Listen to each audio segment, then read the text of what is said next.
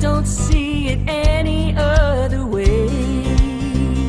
I'm too weak to make the climb. I need a miracle this time. That's when. Good afternoon, everybody. My name is Donna Feazell, and I'm your host of Afternoon Drive Home on IC Radio. In the town of Geraldine, Alabama, we're your source for news and entertainment. You can also find us on television, channel 182 on Charter Communications. Thank you so much for watching every day. Now, when I say channel 182, that's North Alabama. We go even farther out than that now. You can also find us on Abundant TV, which is found on Roku, Apple TV, and Amazon Fire.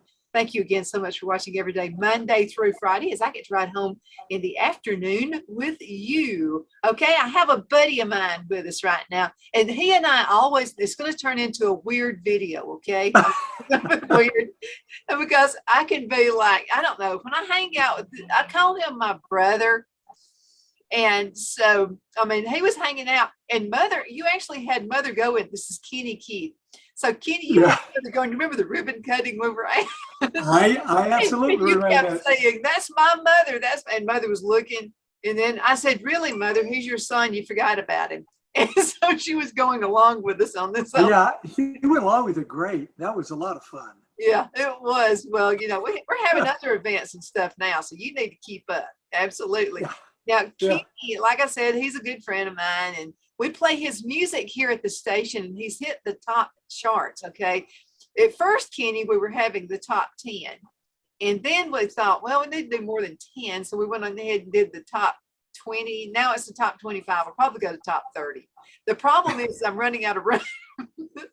All those on, but you keep hitting the charts, and it's your music, and you've written most of them, so you're a songwriter, you're a singer.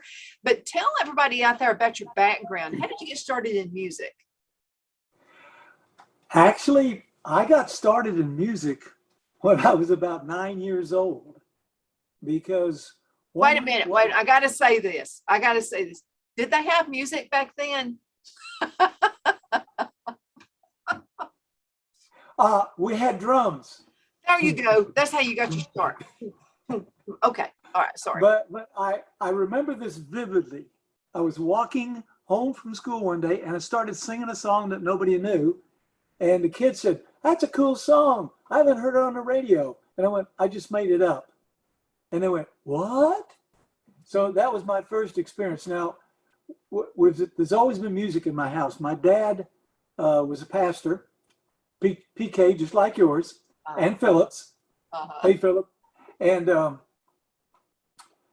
he used to sing with the big band. So we had all this music, and Mom played piano, and she sang, and he and her sang. And so I just grew up with it. And when I got to be 14 years old, I bought a used Stella guitar from a guy from where I worked at. I was bagging groceries. And he sold it to me for $7. And I brought it home, and my dad said, "What in the world is that?" I said, "It's a guitar." And he goes, "Where'd you get it?" I told him. He said, "Take it back and get your money." I went, "I can't do that." And my mother stepped in, and she said, "Oh, come on, bud, give him a chance. I ain't gonna do nothing.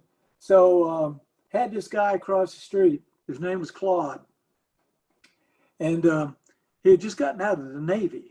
And I'd sit out there in the front porch with this guitar, not knowing anything, all the strings out of tune. Finally, one day he walked across the street and he said, "Can you play that?" And I went, "Nope." He said, "You know anything about it?" I went, "Nope. Do you?" He goes, "I know a little bit." He put it in tune, and he started singing a country song, and it flipped me out. And I said, "That's what I want to do." And what he sang was, "I never knew God made honky tonk angels." And so he showed me the chords, and he showed me how to practice. And after about 3 months, I saved enough money, and I went to a music store, and I bought a guitar chord book, Mel Bay. And my mother had all this sheet music. And one day I asked her, I said, "What are all of these letters on top of all the words?" She says, "Those are the guitar chords." So I started learning them. And after, it took me about 6 months, my fingers were bleeding. I mean, oh man, it was, ooh. But I got so I could make those chords. And I started playing a song that my mother liked. And she come walking in the living room. She goes, "How'd you do that? How'd you learn that?" And I said, I'm reading your sheet music. So she sat down with the piano and we started playing and together. Dad walked in about an hour later. We didn't hear him. And he sat there and listened and he said, "What is going on here? Where did you learn how to play?" I said, "Practice that." So from there, I began to just write little songs, little gospel songs.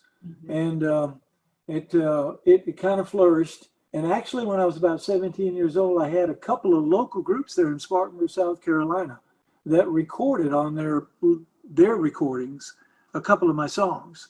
So that's how I got started. That's pretty cool.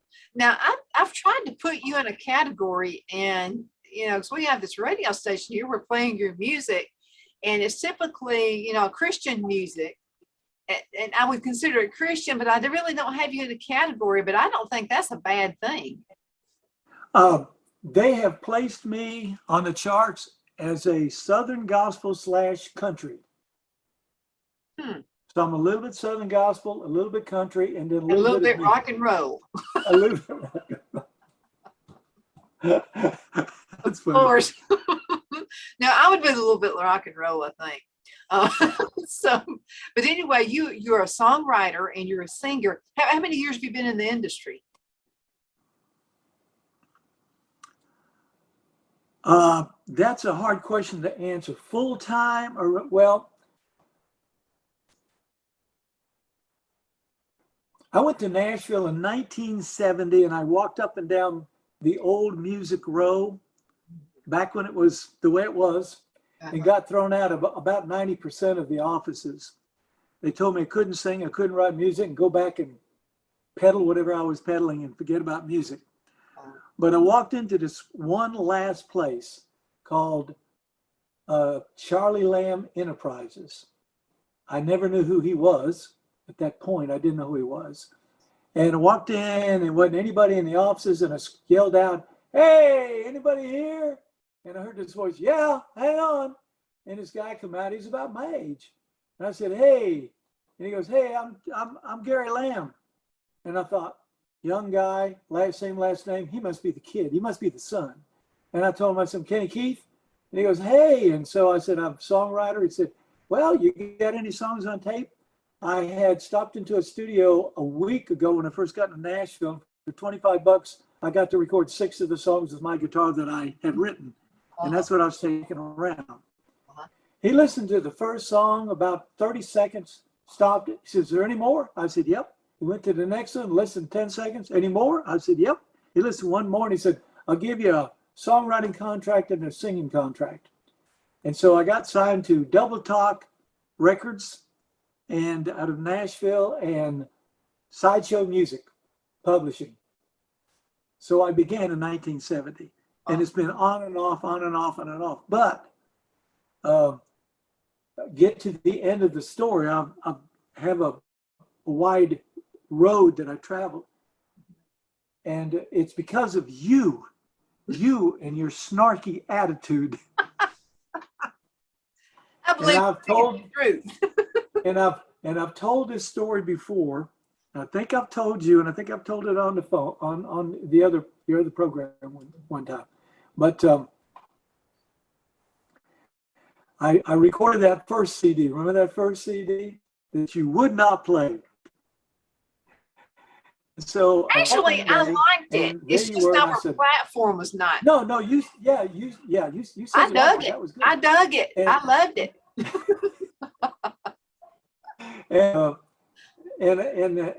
And I said, "Well, have you played any of my songs?" You said, "Kenny, I can't play your music." And I said, "Fine." And I got all pouty. And you brushed me off. And you told me, you said, "Sit down and I'll talk to you." You got real stern with me. "How dare you, older sister?" And you said, "Look, what have you got against Southern gospel music?"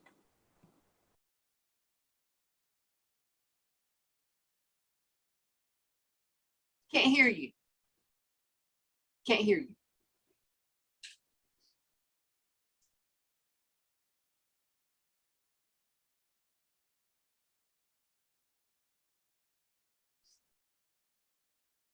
By the way, you can find us on radio. You can find us on our website. The website is icradio.media. You can find us that way. Kenny, I can't hear you.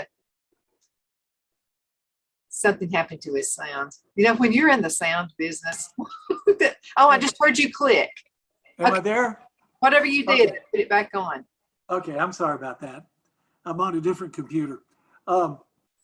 So the story is a good story because you challenged me. You said, what do you hate about Southern Gospel? Why don't you like Southern Gospel? And of course I said, no. I love Southern Gospel. I was raised on it. We had the Kingsmen in our home for supper. We had the Statesmen. We had Jake Hess. The dad loved Southern Gospel quartet music. I was raised on it, as well as raised on rock and roll, on symphonic music from my mother, and of course country and bluegrass because I'm in the South. Uh-huh. So, but I love that, and I told you, I said no, and you said, Kenny, you got to do something. She said, you told me, never forget. You said, put a steel or put a fiddle on it. And you said, quit being a snob. And so I said, thank you. And I left, and I was so mad at you. And how dare she talk to me? I knew you'd be back. So I got home and I stewed for 3 days. No joke. I just obsessed about who does she think she is? So this is true story now. This is true story, ladies and gentlemen. So I went out to my studio and I sat down and I was just heartbroken. And I began to pray. And I said, Lord, is she right? I mean, do I need to be really, really in Southern? Have I been this wrong for so long? Lord, have I been wrong all of my life? And I heard that still small voice that everybody talks about. And he gave me one word. He said, yep. And I said, am I that stupid? He goes, yep. I said, how can you let me be so stupid, Lord? And he goes, no. I gave you messages over and over and over and over, but you didn't listen. And I really love country and I love Southern Gospel, but the big thing was contemporary and the contemporary praise and worship. And I'm not putting that down. There's a place for all of it. Yeah, but that's not me. That's not me. But I just got on my knees and I repented, and I just said, I'm sorry. I'm going to do a whole new CD, and it's going to be nothing but Southern Gospel. And I'm not kidding you. Within 2 days, I think I came back and I talked to you and I told you about that. The next day I came back and told you the story, if you remember that. And he said, good, bring it to me when you get it. And it wasn't 2 or 3 days. I got the song, I've Made Up My Mind. I love that. And I got His Love, that's on the charts right now. And His Love Lifted Me. And what was the other one? I can't remember the other one. But he just gave me those songs just like that. And I knew I was on the right track. And so I am where I'm supposed to be. And I'm thrilled. And God has just blown my mind. Yeah, because you're hitting charts. Right You're now, yep. Huh? And you hit the Do chart. what? You're going places. Actually, this is the second song that God put on the charts. He put Stand Still and See in January. That hit the charts. I love that. And then, but those two so far have been on it. And I'm in the last few days of polishing up my brand new CD, which got some songs that I'm really excited about, especially a few of them that you haven't heard yet, but I'm going to let you hear. I can't wait to share with your audience when the time comes. Yeah, I can't wait too. But what I like about your songs too, a lot of people but we're in a really weird state in this country. I mean, it is strange. And it's like, I don't know, the media, and I'm part of the media, but I'm not that part of the media. But the media wants to turn everybody against each other. The media wants to split everybody in half and have everybody mad and all that kind of stuff. But what people are looking for is uplifting. they're looking for something funny. I mean, there's a big reason Andy Griffith shows are still popular on television. There's a big reason for all. I love it. I love it. I do. And people are just tired of all this other stuff. And COVID was a real thing. I mean, I caught COVID, but we don't want to just like only talk about COVID. There are other messages out there. I was mowing the yard this morning, thinking about this, and I guess it was maybe 3 or 4 months ago. I was looking at the verse of the day, on my phone, and it was 2 Timothy 1:9, and that verse, I can't quote it exactly correct, but it said that you've been called to a holy calling, not by your own works, but by the purpose and the plan of God, and that this calling of yours was given in Christ Jesus to you before the earth was ever created. That hit me like a ton of bricks, and I took that to be me. Now, I think anybody that's saved can take it to be them. So, but I don't know anybody else, but I know about me. But I just said, that's it. And then I heard an old preacher that I hadn't heard in a long time. I come across to my YouTube, and he was preaching a story. He was preaching it was a Bible study, Acts chapter 1 and chapter 2. And he was talking about that he felt that the church was a little mixed up in little things. The guy's been passed on for 20 years, 25 years. But what he made a lot of sense to me.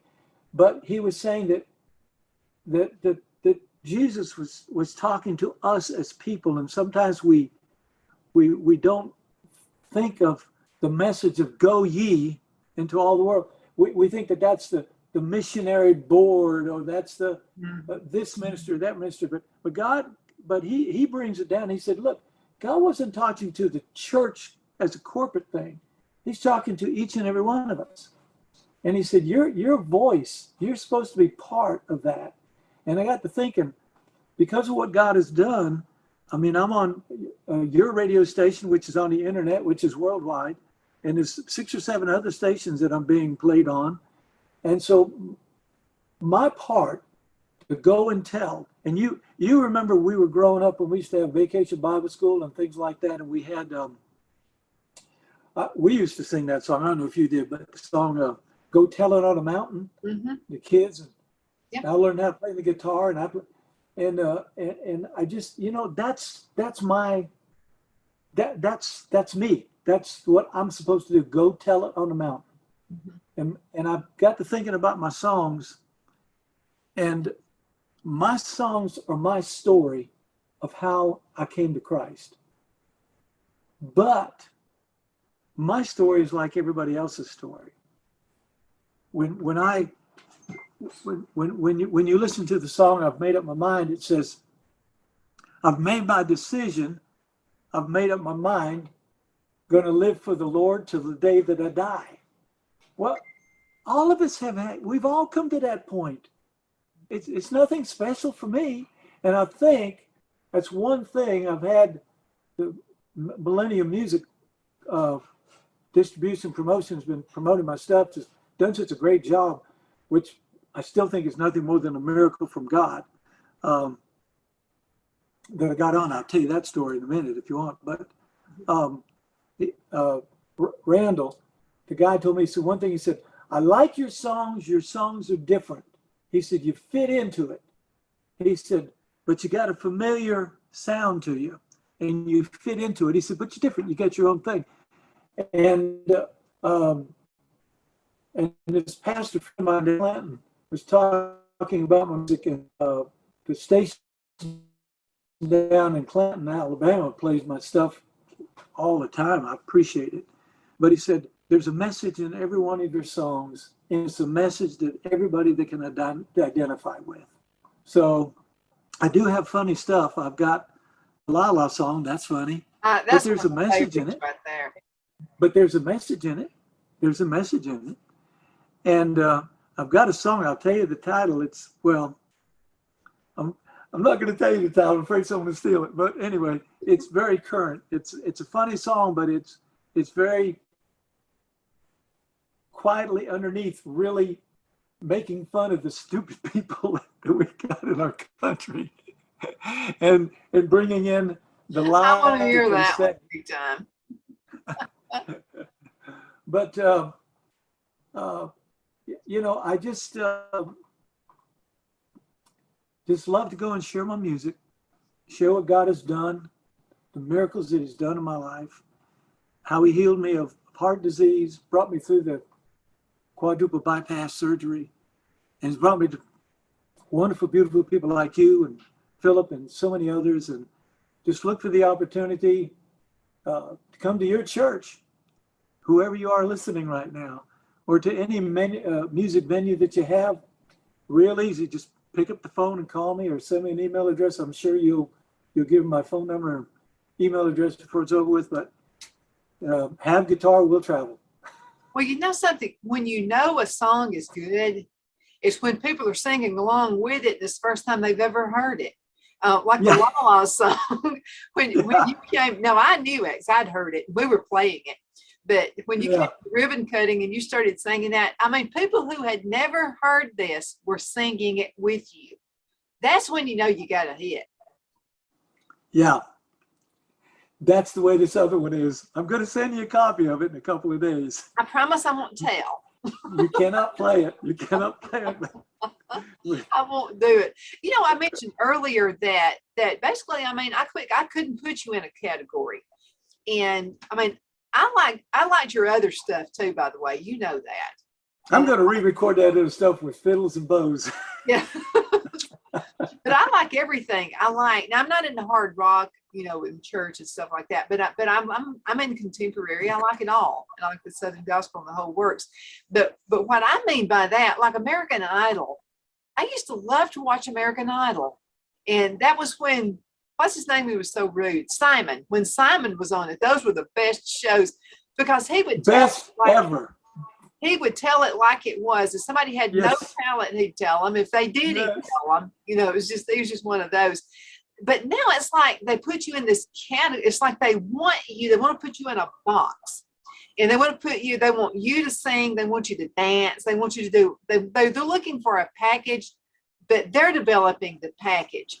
How important is it for you to be you and not be put inside a package? It's very important. And I have said over and over and over, the best music for kids growing up, we had it back in the 60s and the 70s. We had the best music ever in America. I think we did. And that's because,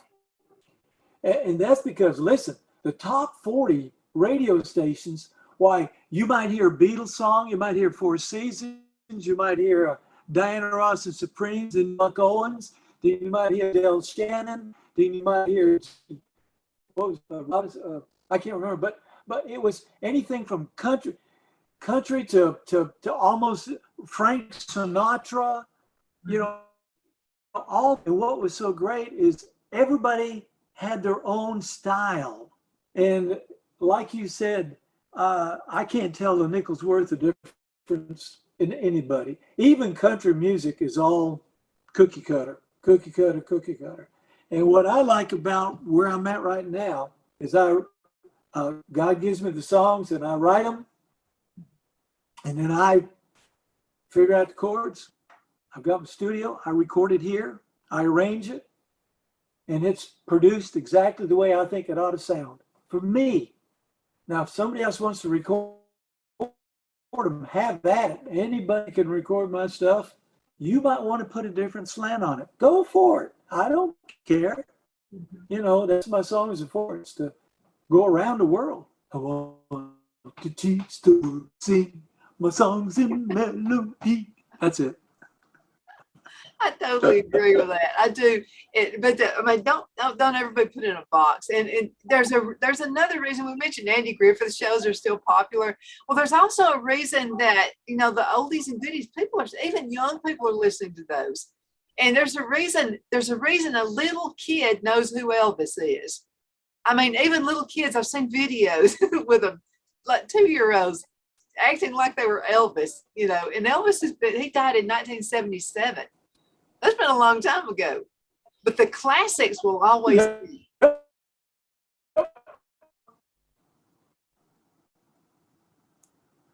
The classics. They're, I mean, yep. I mean, I still like the early, like the stuff after when they got crazy. There's stuff, and of course, I like it all. I like it all, and I like the stuff that God's given me. I really do. I hope it's not wrong, but I like my music. If you didn't like it, what were the rest of us? But I like it too. I mean, that's exactly right. I really do. I really do. We're going to have to go into a commercial break.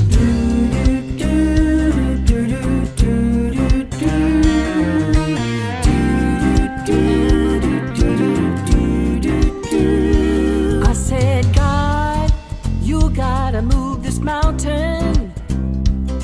I just don't see it any other way. I'm too weak to make the climb. I need a miracle this time. That's when I heard the voice from heaven say, don't tell me about that mountain, tell that mountain about me. Face your fear, shout my name, proclaim the victory. You've said your prayers, now take a stand, get up off your knees. You've told me about that mountain, now tell that mountain about me.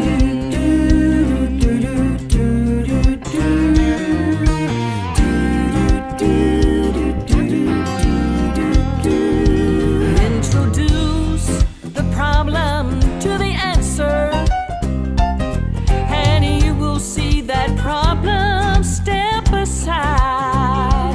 There's no place for fear, the God of heaven is near. Step out in faith and face it eye to eye. Don't tell me about that mountain, tell that mountain about me.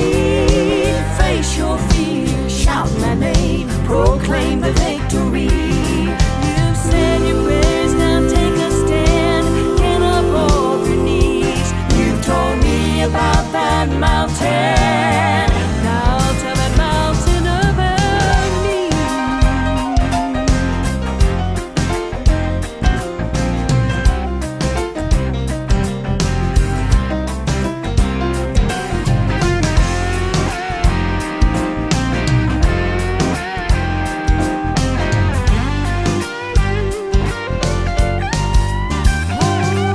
Don't tell me about that mountain, tell that mountain about me. Face your fear, shout my name,